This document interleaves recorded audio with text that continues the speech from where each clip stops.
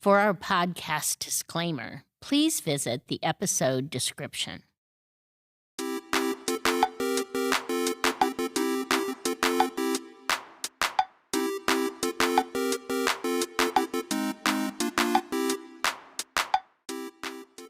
Thanks for listening to What the Heck is Happening in HR. There's so much going on, and believe it or not, there's a lot of people that want to get into the HR work.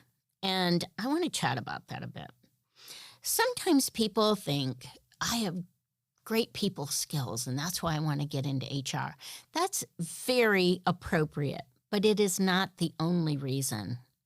HR has a strategic piece about it where we need to be able to contribute to the organization's mission and their vision and their values.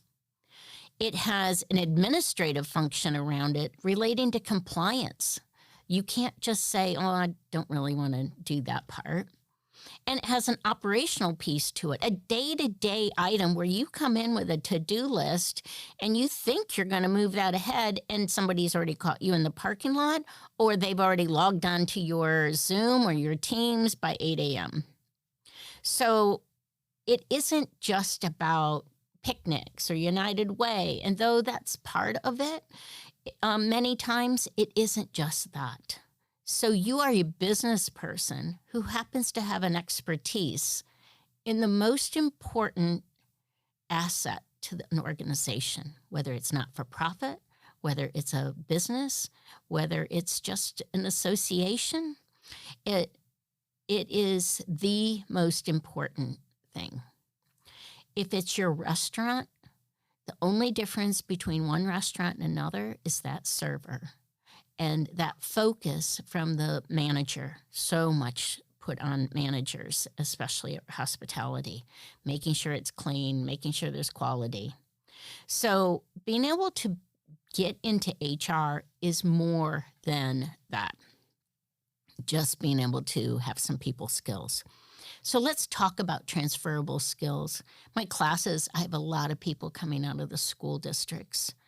And it's troubling to me to lose such great folks out of the school district, but they are wandering through their career saying, I don't know if this is what I want to do anymore. It's really tough.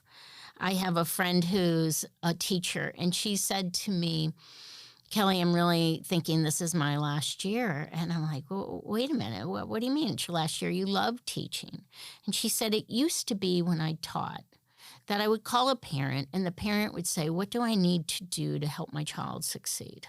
Or sometimes the parents would even call me and say, hey, I want them to move a little quicker. Is there anything I should do or should I not do that?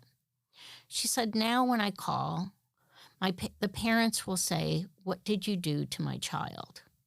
What aren't you doing for my child? And she said, we're in this together to be able to help them succeed, to help my student and their child succeed. So I never like it when people leave careers and are trying to rebound to another career. I want to be sure if they are leaving a career, they're intentionally leaving it. So it's not a rebound lover here when you go, well, I'm just going to go get another job, because it never works out very well.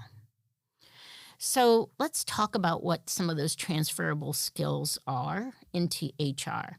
Sometimes they are out of teaching. So it could be the ability to keep chaos at a minimum. It can be making presentation. It can be planning. It can be organizing. It can be being creative with a reduced budget.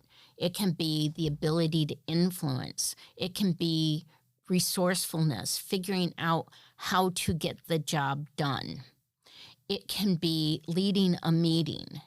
It can be diffusing potential hostile environment where perhaps your experience as a teacher has been a parent who has come in very upset. It can be about empathy, which is so needed right now in leadership. So it can be understanding that that child is living through, that teenager is living through a divorce happening, and that they may act out, and it might be some time that they just need somebody to speak with. There are so many transferable skills from teaching. So let's talk about that restaurant manager and hospitality. And I've had people out of retail recently coming as well as retail brick and mortar, sort of making some changes.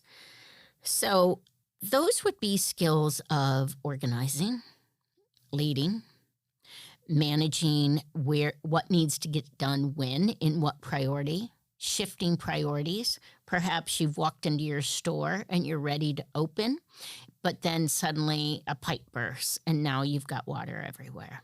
So how do you handle that? How do you keep calm? How do you get it fixed? So being a problem solver within a store, within a restaurant, is really key. The ability to train somebody is so important in hospitality. So when do you take the order? I know for me, when I'm in a restaurant, when someone's put the food down in front of me and they have come back around 10 seconds later and said, "Everything okay?" It drives me crazy. So being able to say, just want to make sure you have everything you need to enjoy your meal. I get it. But don't come down, ask me if the food is hot or isn't hot. I don't know. I haven't even had a chance to try it. So being able to train someone with the why. Why are we asking them if they have everything they need? Is because we want to give them the chance to be able to say, "Oh, I wanted extra hot sauce. I forgot to ask for it." Okay, great. Let me get that so you can enjoy your meal. They're putting in my mind, enjoy the meal. That sort of training says that you are of a customer service focus. And your customer, when you're in HR, is your management team, your leaders, the organization, and the employees. You are an advocate for both sides. So many times people come into HR thinking, "Oh, well, I just want to make sure the employees are represented." The employees are represented when the organization does things that are legal, ethical, moral, and engaging for them, and takes into account what they need to do to be successful. So there's lots of transferable skills into HR.